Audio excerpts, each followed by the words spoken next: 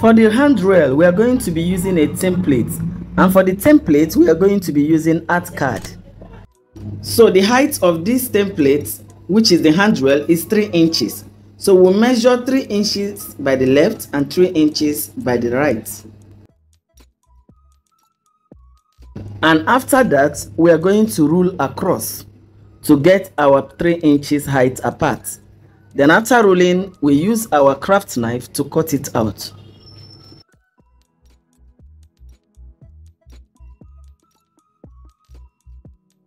If you cut the first time and it did not work, continue to cut until you're able to cut it out. The reason I'm handling it with care is to make sure it did not destroy my table.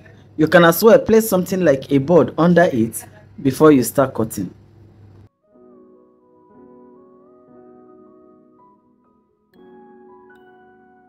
So you can see this is what we have. Now the next thing we are going to do is to give it spacing, up and down spacing of a 1/4 inch. Okay, we're going to be marking with our ruler a 1/4 inch spacing from beginning to the end, and we're going to do the same thing up and down. Okay, and then after, when you start marking, there's something you must note. If you have started from the left for this marking, make sure you are starting from the left when you get to the opposite side. Okay, if not, it will not give you straight lines by the time you want to connect them. I'm done with the down side. I am now starting with the upper side. It will take a little of your time, but you have to be patient as you are working and taking this measurement so that you will not make mistake.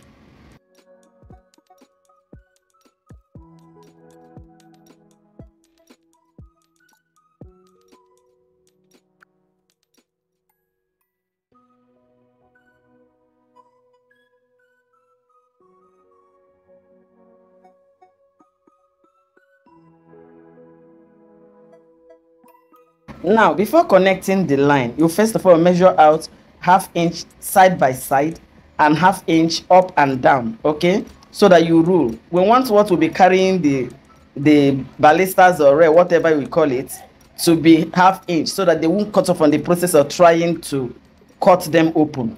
So I have taken 2 of the quarter lines to form my 1/2 inch, okay? The same thing I'm going to do to the other end. And after that, I'm going to measure 1/2 inch from up going down and 1/2 inch from down going up.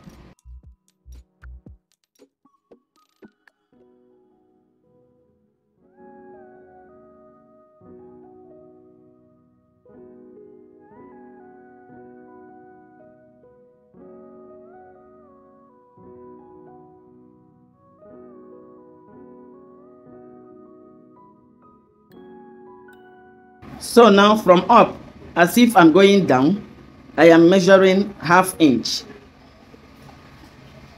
Okay, and then the same thing I will do from down going up, and the other side also. Okay.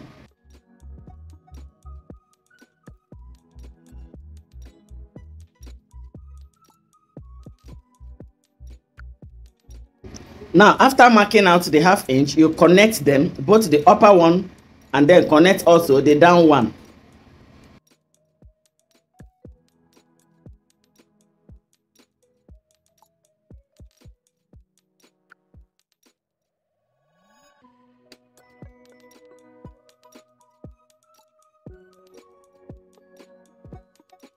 After that, you begin to rule across all the 1/4 inch that you measured before now, the up and down 1/4 inch.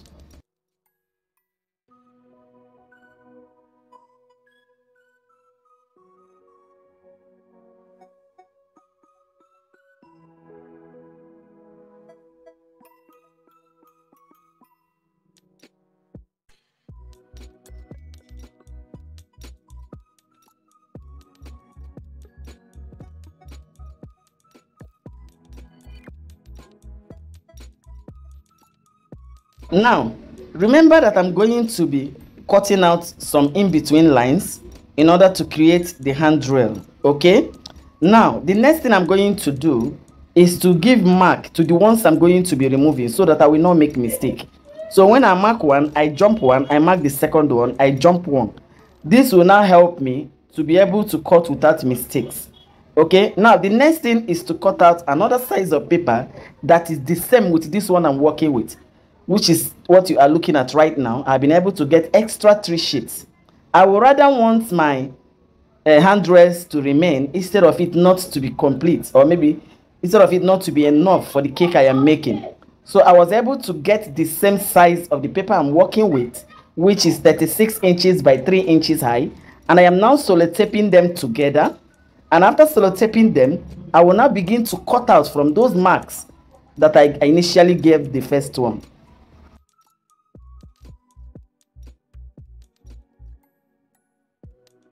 So for the selotape, you are not only selotaping the ends, you are going to selotape the 2 ends and then the middle, like up to like three parts of the middle, up and down. Okay, the reason is so that by the time you start cutting, the paper will not be moving, because I want to cut it together to get it done at once. Although this took me almost 2 hours, I must tell you, it's not going to be easy. Okay, but you need to be patient in order to achieve what you want to achieve. Okay, so after selotaping it, I will now start cutting.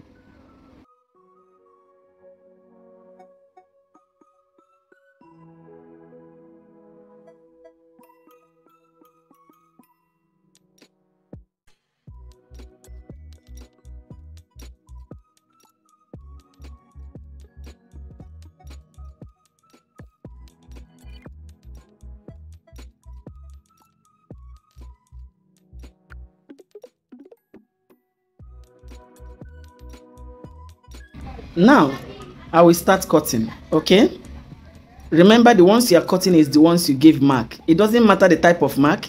It can be a dash, it can be a straight line, it can be a star, a kind of a ticking asterisk like. Okay, the most important thing is that you have a mark that is indicating which one to remove. And note, it's not going to be easy. Remember, I am working with 4 papers at a time, so I had to go on and go on, giving each line almost 3 to 4 times before I will be sure that it's completely out. I did this, like I said, almost 2 hours. It was not easy for me, but I had to do it because it is needed for the work. Okay,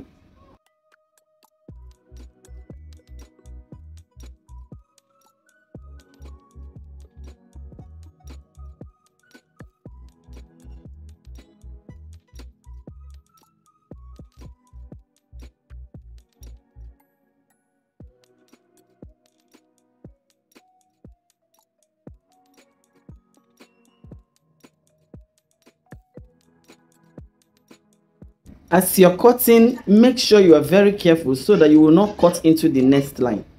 If the craft knife that I'm using will be too big for you, there are other smaller craft knives that can do the work also perfectly in the market.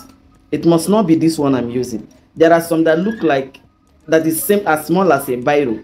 Those ones can do the work also. Okay,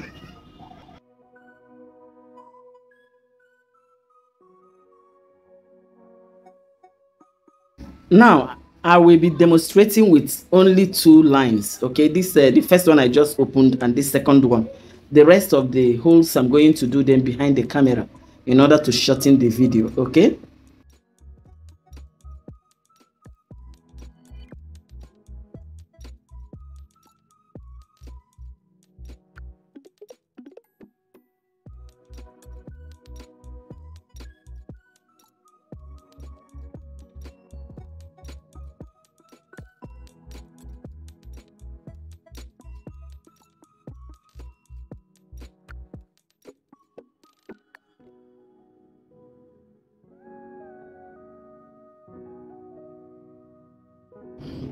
as you're cutting, make sure you remove all the rough parts. If you don't do it that way, by the time you use it on your cake, it will not look good at all.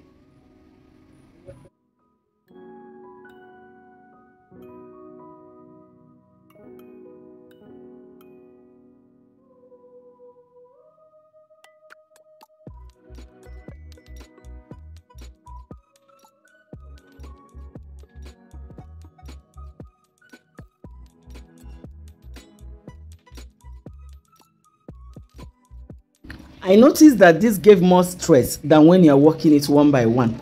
With one by one, it will be very easy to cut. So you can try working on them one by one and see, and maybe check out the difference between when you work in group and when you work one by one. Okay, The only thing I can tell you is that if you decide to do it one by one, that means you have to rule all the 4 papers. And you know that will also take another time. So that's what I considered before I decided to put all of them together and cut at once. Next, with your craft knife, you begin to cut off the sellotape that is holding them together or binding them together.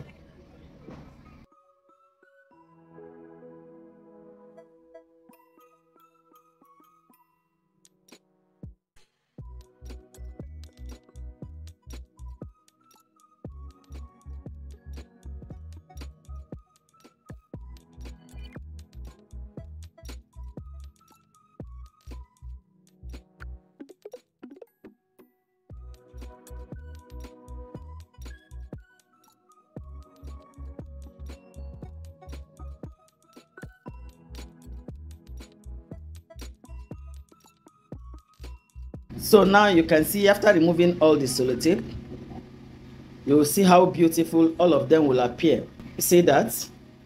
Using 1 stone to kill 4 birds. This is what I call this.